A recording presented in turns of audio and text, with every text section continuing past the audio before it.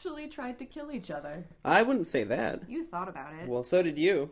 So we were living in the same camp, but we didn't know each other. It was a pretty big camp. We probably saw each other around, but I never really took notice of him. I noticed you in the kerosene line. Oh, God. I forgot about that. I didn't. I thought you were cute. Do you remember what you said to me? I was having a bad day. I still thought... The very first thing he ever said to me was, "What? Are you cooking for the whole damn camp?"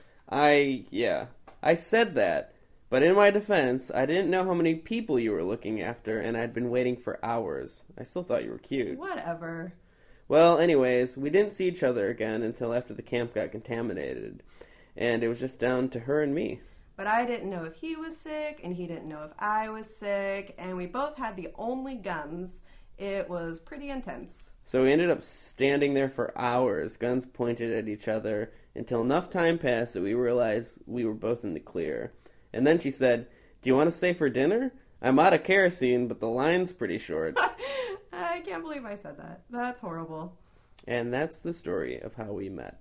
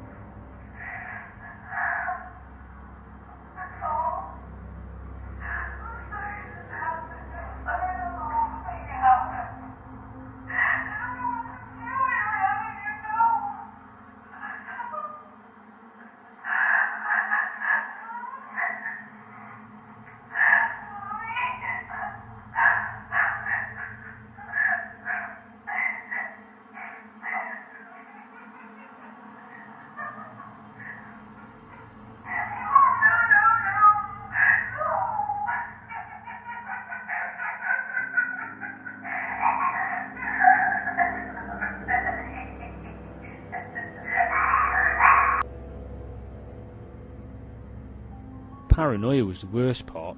Constant anxiety just made it worse. Everyone was already on edge.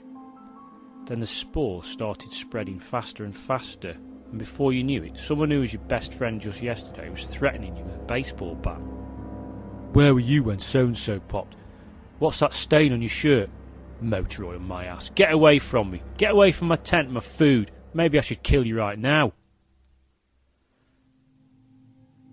Better safe than sorry was always the excuse.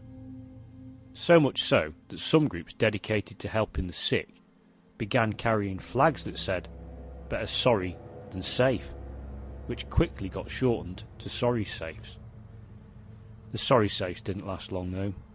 Either they got sick themselves or they got killed by people who saw them as spore spreaders, which, to be honest, they were.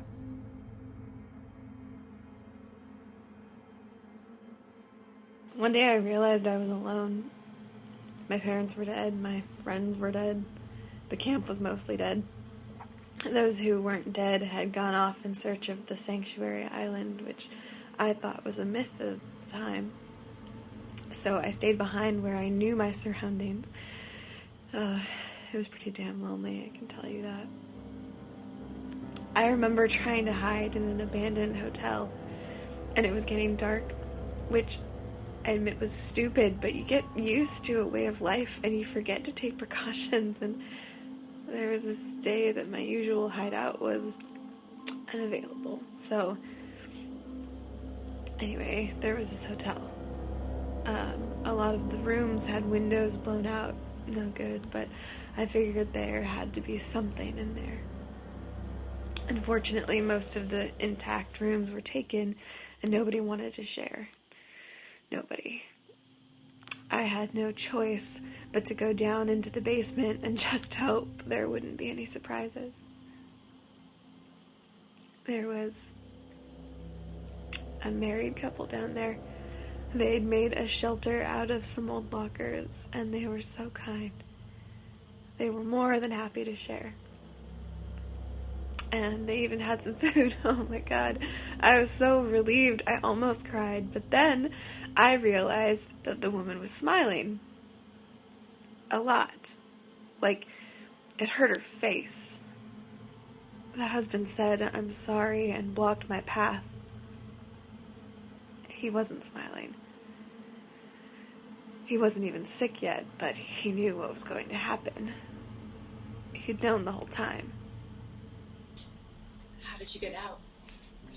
There was a pipe wrench on the floor, and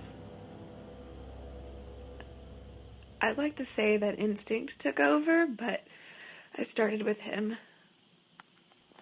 That wasn't instinct.